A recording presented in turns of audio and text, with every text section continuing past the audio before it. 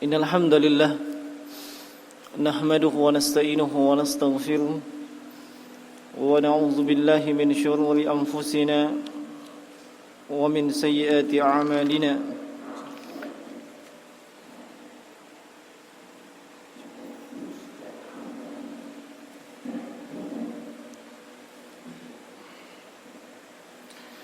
Man yahdihillahu fala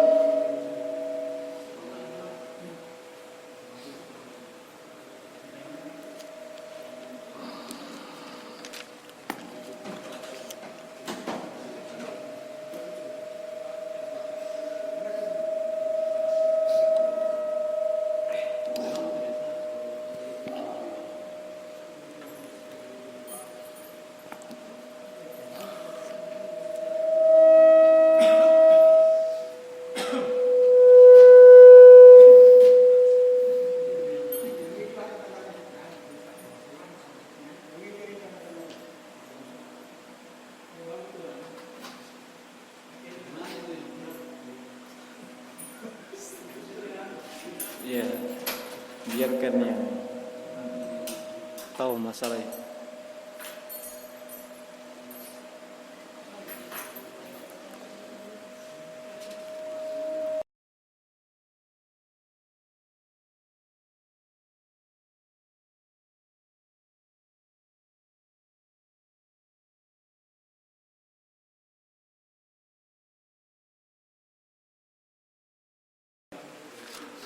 Cek 1 tambah 1 sama dengan 2. Baik. Innal hamdalillah nahmaduhu wa nasta'inuhu wa nastaghfiruh wa na'udzu billahi min shururi anfusina wa sayyiati a'malina. Man yahdihillahu fahuwal muhtadi wa man yudlil falan tajida lahu waliyyan mursyida. أشهد أن لا إله إلا الله وحده لا شريك له وأشهد أن محمدا عبده ورسوله ولا نبي بعده اللهم صل وسلم عليه وعلى آله وأصحابه ومن تبعهم بإحسان إلى يوم الدين ثم أما بعد. Hadirin dan hadirat sekalian, bapak-bapak, ma'asyiral muslimin, jemaah salat maghrib yang sama dimuliakan oleh Allah Subhanahu wa taala. Alhamdulillah, kita bersyukur kepada Allah Subhanahu wa taala yang masih mempertemukan kita di kesempatan petang hari ini di awal bulan Zulqa'dah, salah satu daripada bulan-bulan yang diharamkan dan juga termasuk daripada bulan-bulan haji.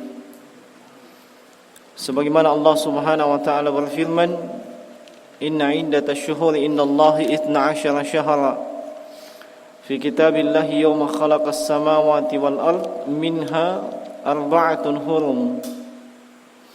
Sungguhnya jumlah bilangan bulan di sisi Allah Subhanahu wa taala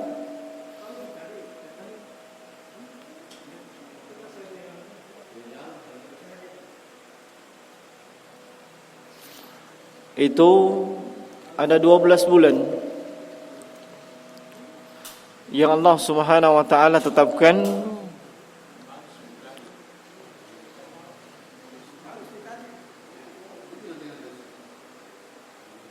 Taib. Yang Allah Subhanahu wa taala tetapkan ketika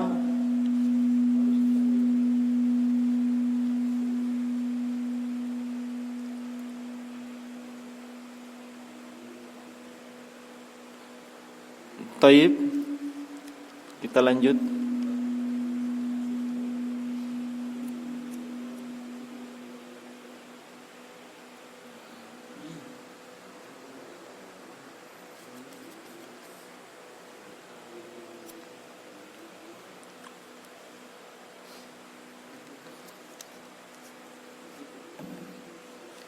Cek.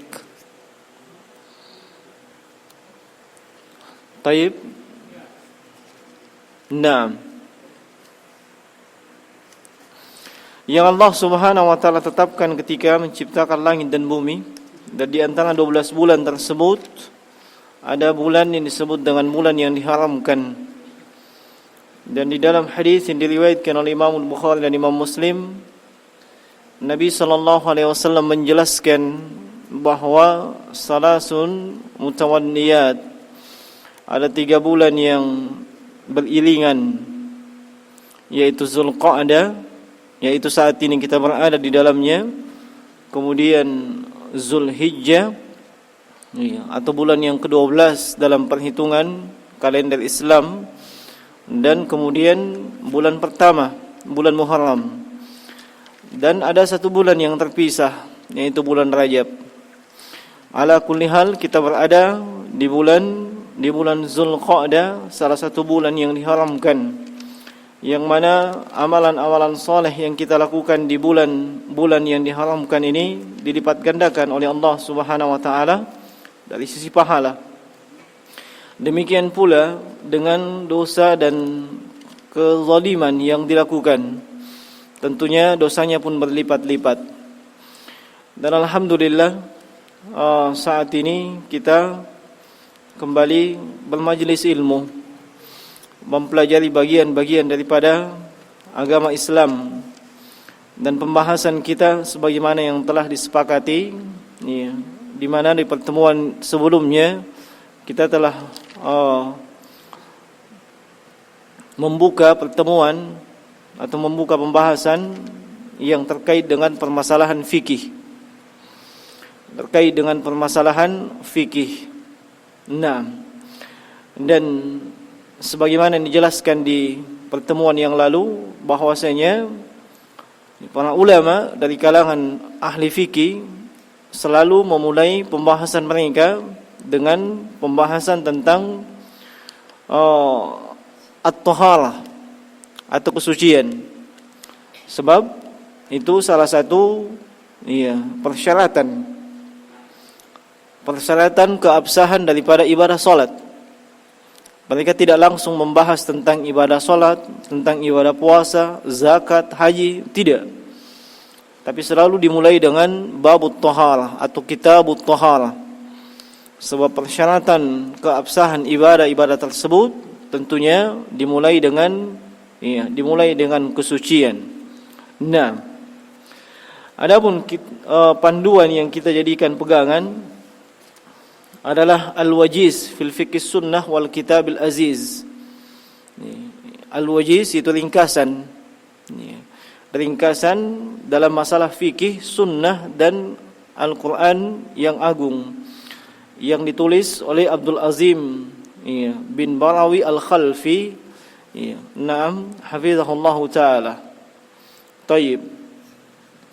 Beliau memulai dengan at-taharatu lughatan.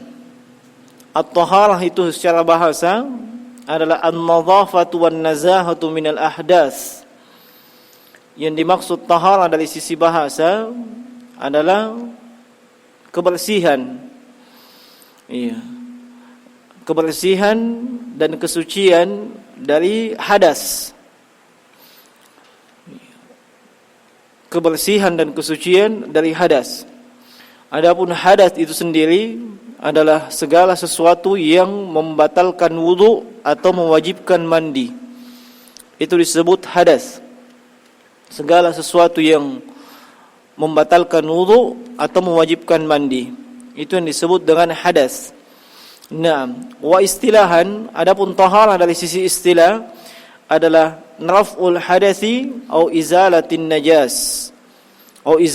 najas, yaitu mengangkat hadas atau menghilangkan najis. Nah, dan ini beliau nukil dari Al-Majmu' Syarhul Muhazzab. Nah, mengangkat hadas dan menghilangkan najis. Nah, kemudian bagian yang pertama beliau sebutkan babul miyah, bab tentang air. Kenapa dimulai dengan air? Sebab airlah yang digunakan untuk bersuci. Air yang digunakan untuk bersuci. Nah, dan air yang digunakan untuk bersuci itu memiliki persyaratan. Selama persyaratannya terpenuhi, maka selama itu pula sah digunakan untuk bersuci. Secara hukum sah digunakan untuk bersuci, meskipun dalam pandangan manusia itu kotor atau tidak bisa dipakai. Nah, kata beliau, kullu ma'in nazala minas sama'i aw kharaja minal ardi fahuwa tahurun. Setiap air yang jatuh dari langit atau yang keluar dari permukaan, keluar dari bumi, maka itu hukumnya adalah suci. Nah, itu hukumnya adalah suci. Kalau di mazhab Syafi'i itu ditambahkan dengan suci dan mensucikan. Suci dan mensucikan, artinya bisa digunakan untuk bersuci, iya, dan mensucikan apa yang akan dibersihkan. Nah, dan Allah Subhanahu wa taala berfirman di dalam surah Al-Furqan di ayat yang ke-48, wa anzalna minas sama'i ma'an tahura, dan telah kami turunkan dari langit ma'an, air yang tahura, yang suci. Nah, yang jatuh dari langit itu pertama air hujan. Kemudian yang kedua air apa? Embun, salju. Iya. Kemudian air apa lagi yang selain itu? Yang jatuh dari langit? Tidak ada yang lain lagi. Cuma dua saja. Air hujan dengan air salju. Kalau embun jatuh dari mana?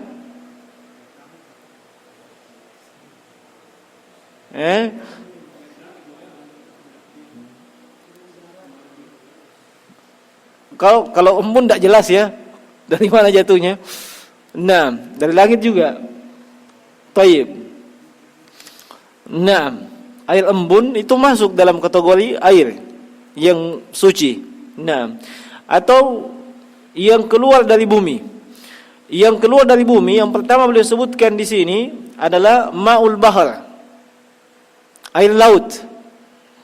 Nah, berdasarkan sabda Nabi sallallahu alaihi wasallam tentang air laut, beliau mengatakan at-tahur ma'uhu al-hillu maitatu. Air laut itu airnya suci. Iya. Dan kemudian bangkainya halal. Maksudnya air laut bisa digunakan untuk bersuci, apakah itu untuk membersihkan najis kita ataupun untuk berwudu. Air laut bisa digunakan. Nah, dan di sini sebutkan dengan mutlak at-tahur ma'uhu wal hillu maitatu. Iya. Air laut itu suci. Padahal dimaklumi, kadang di laut kita lihat ada bangkai. Apalagi kalau laut yang sudah tercemar, iya kan? Iya, sembarang dibuang ke situ. Iya, masyarakatnya tidak paham tentang masalah kesehatan dan seterusnya. Iya, ada kucing mati dibuang ke laut, ayam mati dibuang ke laut. Iya, sampah juga dibuang ke laut. Nah, tapi tetap hukumnya dia asalnya adalah suci. Iya, bisa digunakan untuk bersuci. Nah, Nabi SAW bersabda terkait dengan air sumur. Ini yang keluar dari bumi ya. Air sumur, beliau mengatakan innal ma'a tahurun la yunajjisuhu syai'. Sungguhnya air itu adalah suci dan tidak dinajisi oleh sesuatu apapun. Tidak dinajisi oleh sesuatu apapun.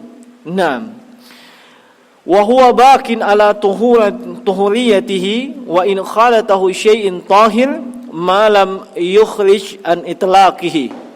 Nah, air yang disebutkan tadi sebagai contoh tetap dihukumi sebagai air yang suci meskipun tercampur dengan sesuatu yang suci yang lain sepanjang belum mengeluarkan dari kemutlakannya. Sepanjang belum mengeluarkan dari kemutlakannya. Contoh, air dalam bak, kejatuhan sabun, Kejatuhan sabun. Yang mana yang lebih mendominasi? Jangan dulu. Sabun itu suci atau tidak suci? Suci. Oke. Di sini beliau sebutkan tetap dalam keadaan suci meskipun tercampur dengan sesuatu yang suci sepanjang tidak keluar dari kemutlakannya. Nah, sebuah bak air dijatuhi oleh sabun mandi. Nah, asalnya sabun mandi tersebut suci. Air yang dijatuhi juga suci. Nah, dilihat kalau airnya masih tetap mendominasi. Kalau kita cium bau airnya, itu masih bau air, bukan bau sabun. Mungkin jatuh langsung diangkat sabunnya. Atau kita rasakan, masih rasa air. Atau kita lihat warnanya, tetap warna air. Maka ini belum keluar dari kemutlakannya. Dan masih bisa digunakan untuk bersuci. Kecuali kalau air sabun tersebut yang mendominasi, bukan lagi disebut sebagai air, tapi sudah disebut air sabun. Dilihat warnanya, warna sabun. Kemudian dirasakan rasanya, itu rasa sabun.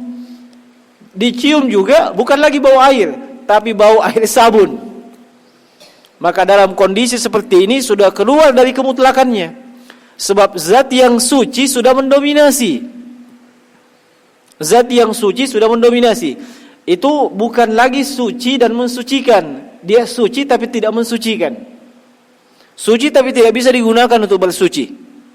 Iya. Nah, contoh yang lain, air sirup, dengan segala jenis sirup yang ada. Sirup jatuh setetes ke dalam bak, itu masih bisa digunakan bersuci apa tidak? Masih bisa. Kemudian sirup 1 galon, contoh saja ini, 1 galon jatuh ke dalam bak.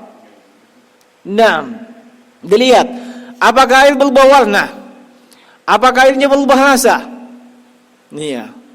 Kalau berubah rasanya, berubah warnanya, dan berubah lagi apanya? Baunya, bau sirup arah ke bau sirup. Tidak ada ya? Tapi warnanya berubah. Misalnya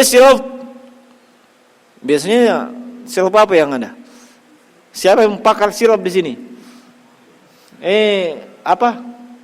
Rasa apa biasanya yang antum minum? Jeruk. Jeruk itu kan kekuning-kuningan. 1 galon jatuh ke bak. Apakah airnya langsung kuning semua? Kalau kuning semua itu artinya sirupnya mendominasi. Tapi kalau tidak kuning, tetap masih bening, meskipun agak keruh, maka itu masih bisa digunakan untuk bersuci. Tapi kalau sudah kuning, mendominasi, tidak bisa digunakan bersuci. Begitu saja. Mudah sekali. Termasuk air kopi, air susu, air teh dan seterusnya. Makanya teh itu tidak bisa digunakan bersuci. Sebab yang sudah mendominasi adalah tehnya. Kecuali kalau air teh dijatuhkan ke laut. Tidak ada apa-apanya itu air teh tadi. Air lautnya tetap bisa digunakan bersuci. Nah, dilihat mana yang mendominasi. Mana yang mendominasi? Kalau yang mendominasi zat yang sucinya, zat yang masuk ke dalamnya, maka secara hukum dia suci tapi tidak digunakan untuk bersuci. Tapi kalau tetap tidak berubah atau perubahannya tidak signifikan, tetap boleh dipakai bersuci. Itu secara hukum. Adapun kembali kepada pribadi kita, misalnya tadi air sabun jatuh ke bak. Saya malas untuk apa? Untuk pakai berwudu. Ya itu pribadi kita. Pribadi kita tidak ada masalah, silahkan. Tapi secara hukum dia tetap suci dan mensucikan. Nah, ini suci dan mensucikan. Nah, bagaimana kalau yang jatuh itu adalah kotoran atau bangkai? Tinggal dilihat kotorannya apa. Apakah kotorannya itu adalah termasuk yang dikategorikan najis, atau juga bangkainya termasuk yang dikategorikan najis atau bukan. Contoh bangkai cicak, bangkai lalat. Ini bangkai cicak, bangkai lalat ini najis atau bukan? Kenapa senyum-senyum? Nah, bangkai cicak, bangkai lalat itu najis atau bukan? Najis. Tahu, berani saja ngomong, tidak ada masalah. Iya. Meskipun yang benar itu bukan najis. Iya. Yang tepat itu bukan najis. Akan ada pembahasan najis. Iya. Hanya saya isyaratkan di sini, iya, bahwasanya semua hewan yang tidak mengalir darahnya itu bukanlah najis. Ya. Termasuk nyamuk, cicak, lalat, itu bukan najis. Nah, dalil lain yang menunjukkan bahwasanya lalat itu bukan najis, hadis tentang perintah Nabi menenggelamkan lalat yang masuk ke dalam air minum. Iya kan? Iya. Kalau lalat jatuh ke air minum, iya, itu disuruh tenggelamkan supaya, iya, supaya apa? Supaya tenggelam. Sayap yang satu itu mengandung penyakit, sayap yang satunya mengandung penawar atau obat. Nah, iya. Dan itu menunjukkan bahwasanya itu bukan najis. Adapun kembali kepada pribadi kita mau minum apa tidak, ya itu urusan kita. Iya, itu urusan kita. Nah, kejatuhan bangkai lalat, bangkai cicak. Nah, karena itu bukan najis, tidak ada masalah. Bagaimana dengan perasaan kita yang jijik? Itu perasaan kita. Tapi secara hukum dia bukan najis. Airnya bukan najis. Sebagaimana tadi kejatuhan air susu, air sirup. Sebab air susu, air sirup dan sabun bukan najis. Nah, kecuali kalau memang yang jatuh itu najis. Contoh najis, akan ada disebutkan nanti kencing laki-laki atau kencing manusia. Iya. Satu bak itu biasanya berapa liter isinya? Oh, tergantung. Maksudnya kasih contoh lah. 1000 liter, ya, satu bak 1000 liter. Kejatuhan kencing manusia 1 liter.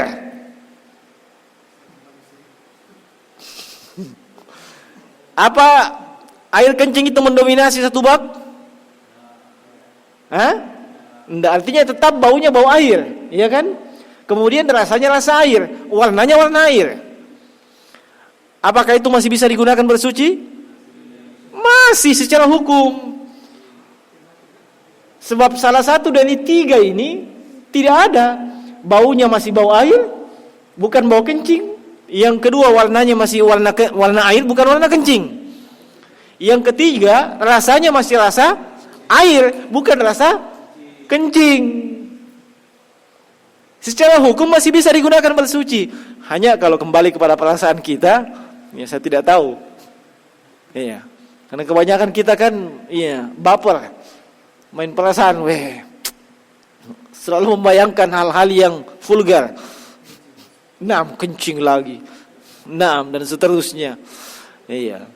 Kecuali kalau misalnya baknya 1000 liter, kencing yang masuk 500 liter. Itu mendominasi apa tidak? Mendominasi. Ya, lihat saja, salah satu yang mendominasi apakah baunya, rasanya, ataupun warnanya, sudah tidak bisa digunakan lagi bersuci. Gitu saja. Nah, itu rumus yang paling simpel. Ya, adapun kembali kepada perasaan kita, jijik, tidak enak dan seterusnya, ya itu perasaan kita. Tapi kita bicara masalah hukum. Iya. Nah, toh kita tidak paksa, ya. Tidak dipaksa bahwa ada yang kencing misalnya 2 liter ke dalam bak yang 1000 liter. ada yang sengaja kencing, isi kencingnya enggak tahu apa bagaimana caranya. Nah, liter itu 2 liter kencingnya misalnya. Nah, ya terserah kita. Iya, apakah kita mau gunakan bersuci apa tidak kembali kepada kita. Iya, meskipun yang saya lihat biasa langsung dikuras itu baknya. Nah, padahal secara hukum dilihat saja berubah warna, berubah rasa dan berubah apa?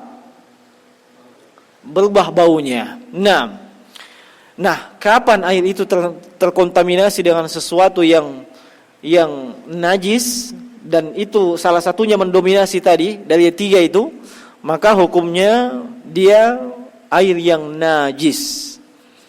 Tidak bisa digunakan untuk tidak bisa digunakan untuk bersuci. Nah, kemudian jemaah sekalian, kata beliau, wala yahkum binajasatil ma'i wa in waqa'at fihi najasatun illa idza taghayyara biha. Nah, dan kita tidak boleh menghukumi, memvonis bahwa air itu adalah air yang najis meskipun kejatuhan atau tercampur dengan najis kecuali setelah berubah. Ya, tidak boleh dikatakan itu najis kecuali setelah berubah. Nah, kata Abu Sa'id Al-Khudri radhiyallahu anhu, beliau mengatakan, "Qila ya Rasulullah." Ada yang bertanya, wahai Rasulullah, ana tawadda'u min bi'ri budha'ah? Apakah boleh kami berwudu dari sumur budha'ah? Sumur budha'ah ini wahia bi'run yulqa fiha al-haid wa luhumil kilab wan nutn. Yang namanya sumur budha'ah itu biasanya di situ tempatnya dibuang itu haid, darah haid. Kemudian daging anjing dan juga an-nutn, sesuatu yang baunya busuk. Tapi apa kata Nabi sallallahu alaihi wasallam? Al-ma'u tahurun la yunajjisuhu syai'. Air itu tetap suci dan tidak dinajisi oleh sesuatu apapun. Maksudnya apa? Sepanjang najis yang masuk ke dalam air tersebut tidak mendominasi, tidak merubah rasa, bau dan warnanya, tetap hukumnya suci. Nah, taib. Sampai sini ada pertanyaan, silahkan. Kita akan masuk bab najis. Ini masalah air. Oh iya, Bapak dulu di depan. Salam.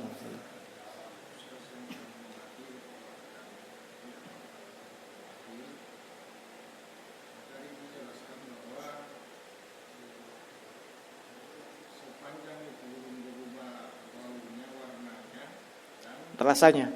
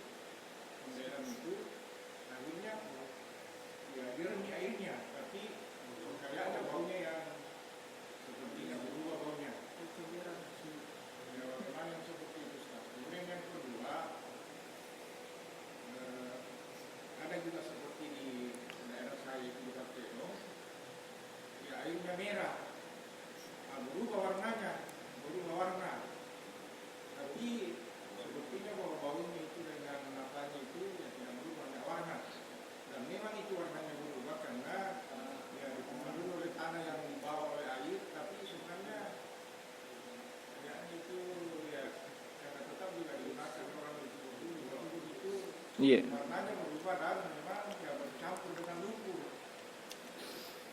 Ya, saya kira itu Iya. Assalamualaikum warahmatullahi wabarakatuh. Ada 2 pertanyaan dari Bapak. Nih, satu tentang air yang bening, jernih, tapi berbau. Mungkin disebabkan tidak jauh dari tempat atau sumur tersebut ada bak tinja, ya. Nah, kalau itu baunya bau tinja, maka itu meskipun bening dan jernih, kalau memang baunya pasti bau tinja, itu airnya najis. Sebab salah satu mesti terpenuhi, tidak mesti terpenuhi tiga-tiganya. Salah satunya saja. Iya, meskipun jernih, bening seperti mana air yang umumnya, tapi kalau baunya bau tinja, ya airnya najis. Kemudian comberan. Comberan itu najis atau bukan?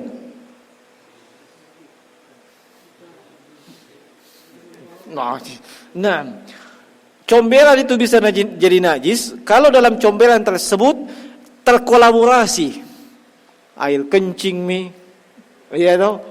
Kemudian pokoknya segala macam jenis kencing ada semua di situ, ya jelas jadi najis.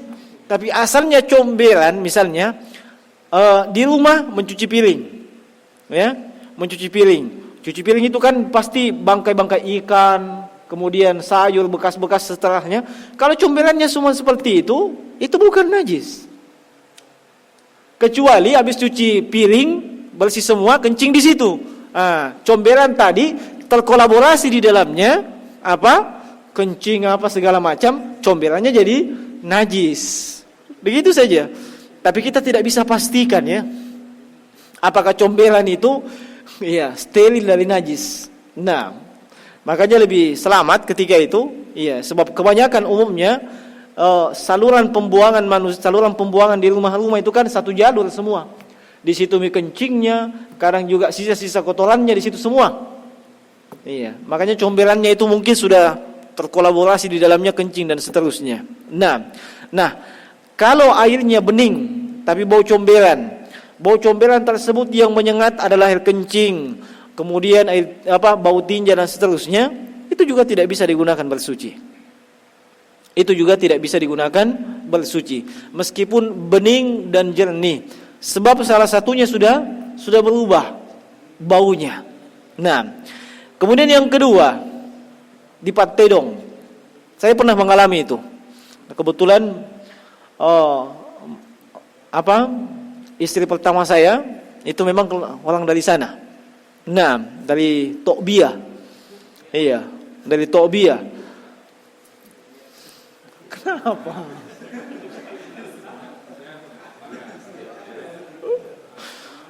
Dari Tokbiah sana, saya mengalami itu.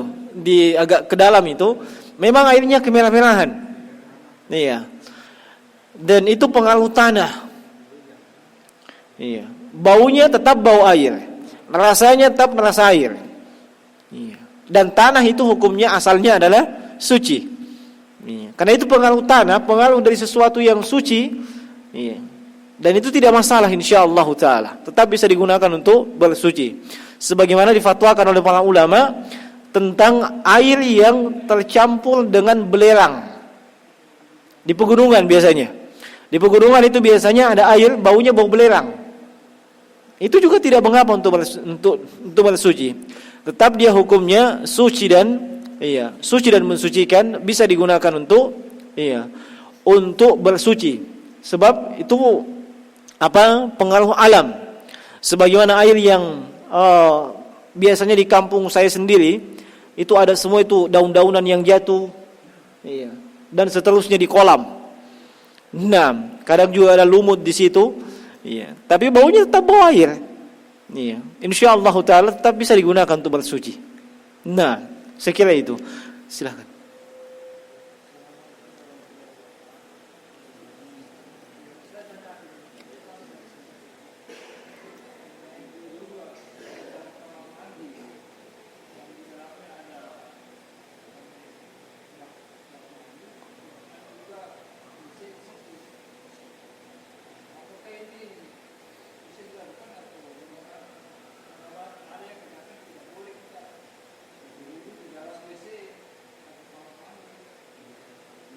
Tayyib. Berwudu dalam kamar mandi. Umumnya kita di sini saya lihat, termasuk yang ada di rumah istri saya yang pertama itu kamar mandi, WC satu paket. Alasannya apa? Menghemat tempat minimalis. Cocok Mika? 6. Ada semua di situ. Bak mandinya, ada itu yang bak mandi, kalau ada bak mandi ya, dengan bak air.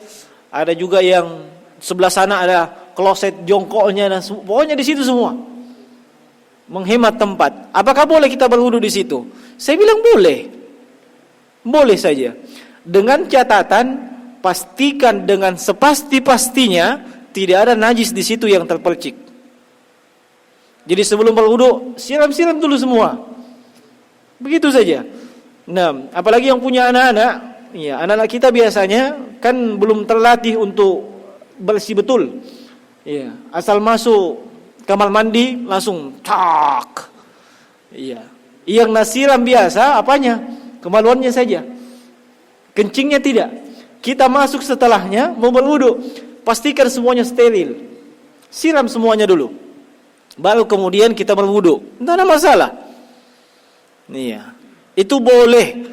Tapi yang lebih utama kalau ada tempat berwudu selain daripada kamar mandi. Nih, itu lebih utama. Tapi kalau bicara boleh, boleh saja. Yang penting tidak ada najis di situ. Nah, sebab dikhawatirkan ya najisnya itu terpercik ke anggota wudu kita. Ya, sementara itu ya, kita pakai untuk sholat. Nah, baik. Iya.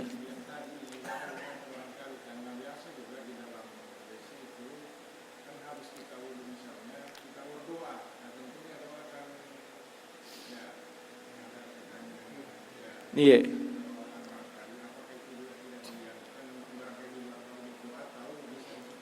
Di luar bagaimana berdoa? Nah, sebaiknya di luar saja berdoa.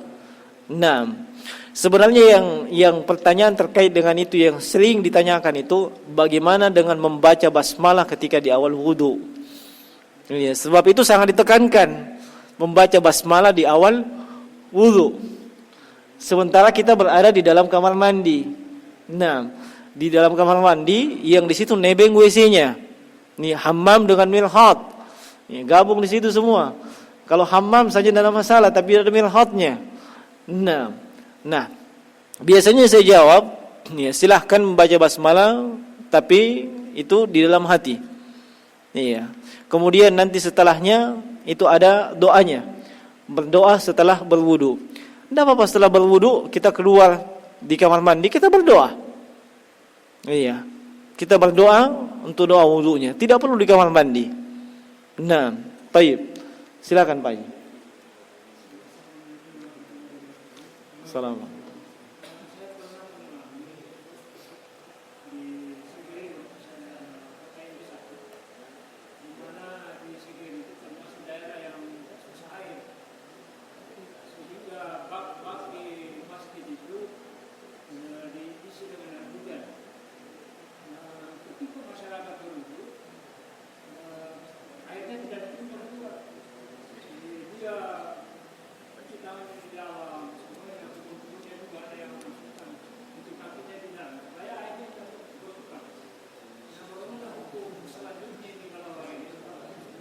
Baik.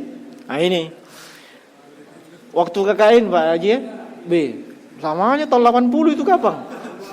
86 luar biasa. Nah, masih diingat. Baik. Ini terkait dengan pembahasan air musta'mal dalam mazhab Syafi'i. Dalam mazhab Syafi'i ada disebut dengan air musta'mal. Air musta'mal itu air yang habis atau biasa bekas pakai. Iya. Kalau contoh sederhananya timba, timba berisi air. Kita celupkan tangan di situ. Setelah itu yang lain celupkan juga tangan di situ. Itu kan yang celupkan tadi airnya sudah habis kepake. Iya. Kalau di mazhab Syafi'i itu tidak bisa digunakan. Iya. Tapi yang benar insyaallah taala bahwasanya itu tetap boleh digunakan dan hukumnya suci dan mensucikan sepanjang tidak berubah rasa, bau dan warnanya dengan najis. Iya, tetap boleh digunakan. Alasannya apa?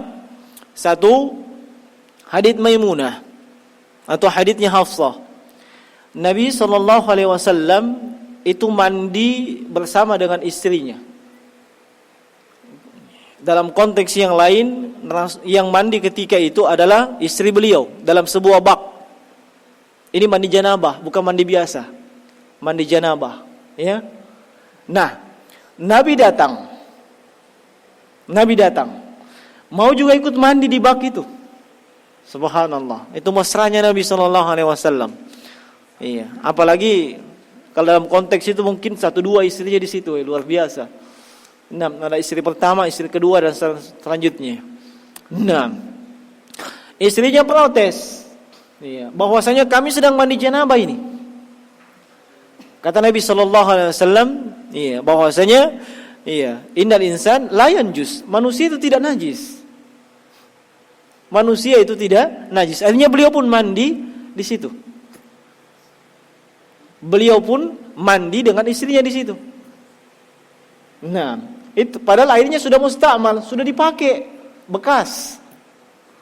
Iya. Dan Nabi tetap mandi di situ. Judulnya juga mandi janabah. Yang kedua, biasanya di zaman Nabi SAW, kalau Nabi berwudu, ada yang menyiapkan air wudu. Dan ada sahabat yang menadah sisa-sisa air wudunya Nabi SAW. Ya kan? Seandainya itu najis dan seandainya itu tidak boleh, iya, maka Nabi pasti melarang. Tapi Nabi tidak melarangnya. Ini sisa air wudunya Nabi, tetesan air wudu yang Nabi gunakan. Nah, itu menunjukkan bahwa air yang habis kepake tetap boleh digunakan sepanjang tetap berada dalam kemutlakannya dan tidak berubah salah satu dari 3 sifat disebabkan oleh najis. Maka insyaallah taala itu tidak mengapa. Nah, tidak mengapa digunakan sepanjang tetap tidak berubah, iya, tetap dengan kemutlakan air tersebut. Nah, saya kira demikian.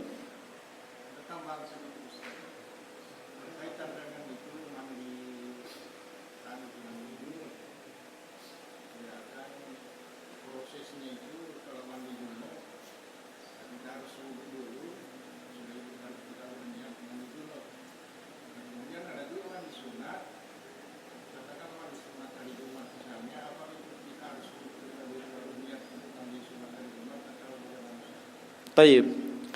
Untuk mandi junub ada disebut dengan batasan sah dan ada yang batasan yang lebih afdal. Kalau batasan sahnya itu mandi junub sepanjang semuanya basah.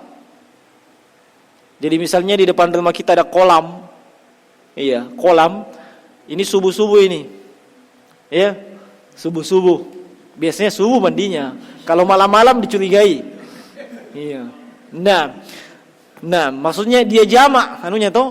Iya, yang sesi-sesi tadi malam dia jamak mandinya, 1 kali mandi saja. Enggak ada masalah. Subuh langsung cemplung ke kolam, 1 kali cemplung, naik sudah sah itu.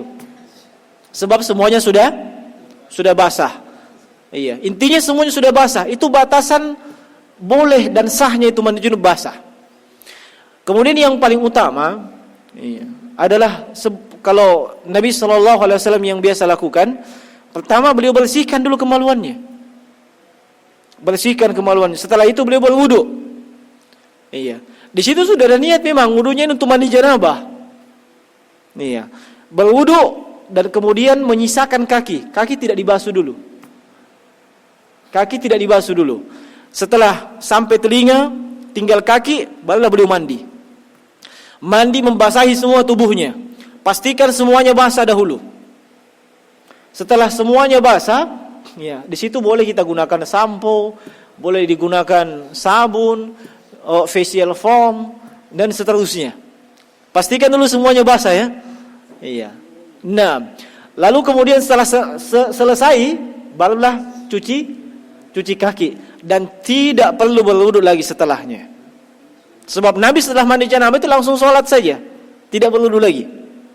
Iya, itu mandi yang lebih utama. Tapi kalau kita mencari sahnya saja, sekali nyemplung selesai.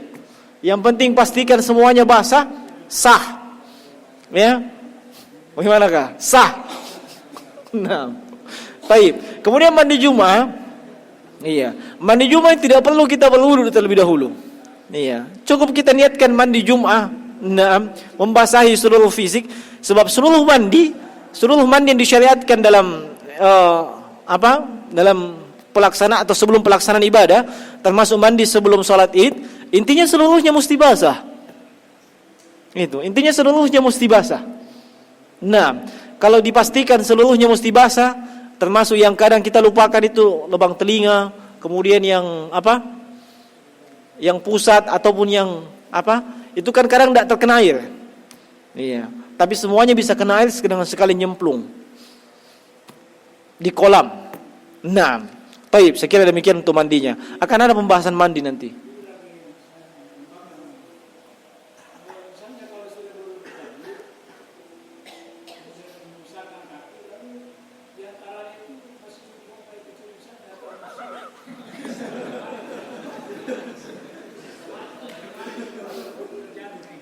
Nah, fatwa yang saya pegang dari para ulama itu tidak ada masalah. Sebab dia belum mencuci kakinya. Itu fatwa yang saya pegang dari para ulama. Dan seingat saya itu yang diantara para ulama fatwakan itu Syekh Muhammad bin Shalih Al-Utsaimin rahimahullahu taala. Sepanjang dia di awal tidak mencuci kakinya dahulu. Iya. Nah, tapi kalau kita mau lebih berhati-hati, siapa tahu bukan cuma kencing saja. Habis kencing, tambah lagi boker. Iya. Nah, dan seterusnya, untuk kehati-hatian ia berwudu. Nah, iya, meskipun para ulama memfatwakan itu tidak ada masalah ya, meskipun dia kencing, sebab Nabi ketika mandi, ya tidak menutup kemungkinan kencing juga. Iya. Tapi setelah Nabi mandi janabah, beliau tinggal cuci kaki, kemudian langsung melaksanakan ibadah salat. Nah, iya. Nah, saya kira cukup ya, sudah lewat waktu ya. Nah, insyaallah kita lanjutkan di pembahasan berikutnya tentang babun najasat. Nah, demikian secara ringkas yang bisa kita sampaikan di kesempatan petang hari ini. Yang benar datang dari Allah Subhanahu wa taala, yang keliru itu pasti datang dari kami. Ya. Subhanakallahumma bihamdik, nasyhadu an la ilaha illa anta, astaghfiruka wa atubu ilaik. Assalamualaikum warahmatullahi wabarakatuh.